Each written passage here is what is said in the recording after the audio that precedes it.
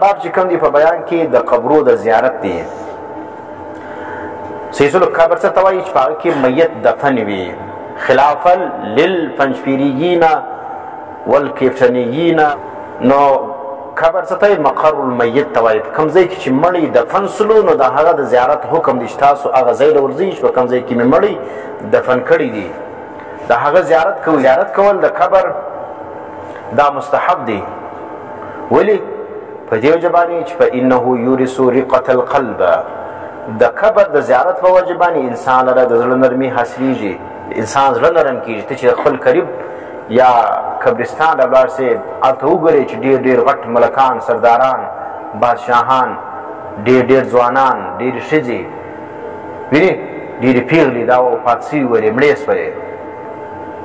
نو اوس چې ته ووینې فإنه یورث رقة القلب، چې داسې ښایسته ځوانان ولو چې د خلکو دا ګمان و چې دا به مړه کېږي، داسې غټ غټ بادشاهي والا انسانان ولو، داسې غټ غټ موټران یې درلودل، داسې غټ غټ فوجان یې درلودل چې ته وګورې په قبر کې نن سپېرې خاورې ورباندې دوړېږي.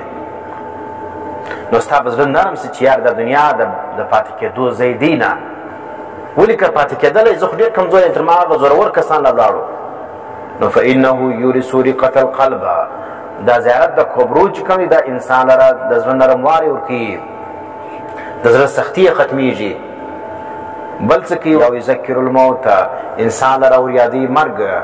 انسان چې دغه په دنیا کې اوسېږي مرګ یې هېر وي، هغه دی وسلو هغه دی وسلو، وینې پلانې کار به دی کوم، پلانې مینه به دی جوړوم، پلانې دکان به دی برابروم، پلانې کار به دی کوم، مختلف فیصلې د په دماغ کې جوړې کړي سره.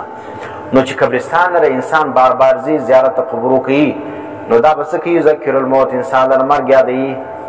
بیا انسان چې کوم دی هغه چې مرګ یې یاد سلو بیا ډېر سره شوري نه، بیا بدعملي ډېرې نه کوي. او بل څه دی؟ انسان ته ډېر فایدې په دې زیارت د قبرو باندې حاصلېږي. تر ګردو غټه فایده دا ده، مرکات لیکي چې الدعاء للمیت، مړي ته په دې کې دعا کېږي. سړی زیارت د قبر وکړي یا زیارت القبور وکړي، د قبرستان له ولاړ سي. موږ خو قبرستان لره ځو نه، دا هم بد عادت دی. قبرستان لره به انسان ځي زیارت د قبرو به کوي. نو هلته چې ولې غټه فایده دا ده الدعاء للمیت، مړ لره په دې کې دعا کېږي. نو مړی چې کوم دی هغه محتاج دی انسانان لره، نو ته به دعا ورله وکړې، هغه ته به الله فایده ورسوي. تلاوت به وکړې، ذکر به وکړې، او ثواب به مړي لرو بخښېدله به فایده ورسېږي، ثوابونه به یې زیات سي. دې دپاره سړی ځي قبرستان لره. صحیح سلو. نو اوس بعضې خلک هسه قبرستان لره ځي نه، او بعضې خلک بیا څه کوي؟ هغه په هفته کې، په میاشت کې، او دا رقم بعضې چې کوم دی هغه خو عادت یې جوړ کړی چې هغه هر وخت روان وي. خو هغه د څه دپاره؟ دا چې ډېر ورځي بعضې خلک هغه بیا څه هغه د دې دپاره نه ورځي چې هغه هلته دعا ورله وکړي یا زړه یې پکې په نرم سي، بلکې څه دپاره ځي؟ دې دپاره ځي چې د مړي څخه حاجت وغواړي. دا اکثر دا بریلیان د عادت، بریلیان ځي قبرو لره، د قبرو زیارتونه کوي. خو بد صفت یې دا دی چې هغه څه کوي؟ هلته د قبرو حاجتونه غواړي، د قبرو ډبرې پر ځان مږي، وینې د قبرو څه چې کوم دی هغه خاورې راخي به طور تبرک یې استعمالوي. دا چې کوم دی د قبر خاوره استعمالول، ډبره تېرول پر ځان باندې، دا منع دی. دا رقم خاوره خوړل دا منع ده، ځکه شامل کی چې خاوره خوړل دا چیز دا مکروه ده. ولې مکروه ده؟ ځکه په دې کې د انسان بدن لر نقصان رسیږي. نو چې کوم شی د انسان بدن لر نقصان رسي هغه بیا چې هغه منع دی. نو خاوره خوړل دا د انسان دپاره چې د نقصان دی، د انسان خرابوي، ګردې ور خرابوي، معده یې ور خرابوي، مختلف قسم نقصانات انسان لره پیښي.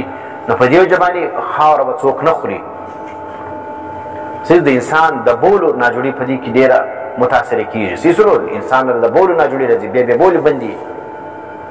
نو دا چې سلو، نو خلق په دې پوهېږي نه. نو دا بریلویان خلق دا څه کوي؟ دا بدعتیان، دا جاهله مخلوق بیا قبر لره ځي دې دپاره چې هلته خپل حاجتونه وغواړي، هلته قبر والا څه چې کوم دی هغه څه شی وغواړي. دی دعا نه ورله کوي، د قبر والا څه شی غواړي.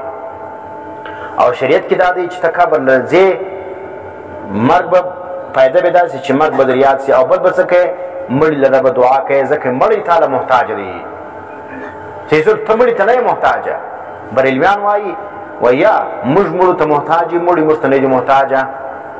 خبره دا شوله.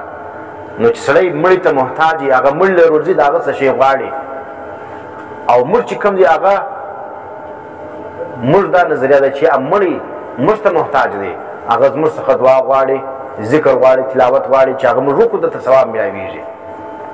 نو خبره دا شوله کار ذکي چې دعا للمیت والاستغفار لهم، مړي لره دعا کول او دا رقم استغفار غوښتل د هغه دپاره چې الله دا مړی وبخښي، ګناه یې معاف کړي، یا الله ته د څخه عافیت معامله وکړي، یا الله ته جنت ورنصیب کړي، دا دعا ورله وکړي. وبذلک وردت السنه، په دې باندې سنت راغلی دی، معنا په حدیث کې دا تذکره راغلی ده چې دا رقم زیارت القبور کوي. وکان رسول الله صلی الله علیه وسلم واصحابه یأتی البقیع ویسلم علی اهلها. مرقات لیکي چې نبی علیہ السلام بخپل او دا رقم داغه صحابه کرام براکلل جنت البقیع لرا دا قبرستان ولو، ویسلم علی اهلها دا رقم التوی په دا قبرستان والا باندې سلام اچوي. سیسلو نو دا مقصد نه دی چې سړی مړ سلو بس بیا نو ولاړې خاورې سو هېڅ دغه نسته ثواب و عذاب نسته. نه نه، قبر کې انسان لره ژوند سته، ژوند چې دی برزخي دی. دا نو ځکه مړ لره دا ژوندی به ورسي هلته به څه کي سلام ورته اچي،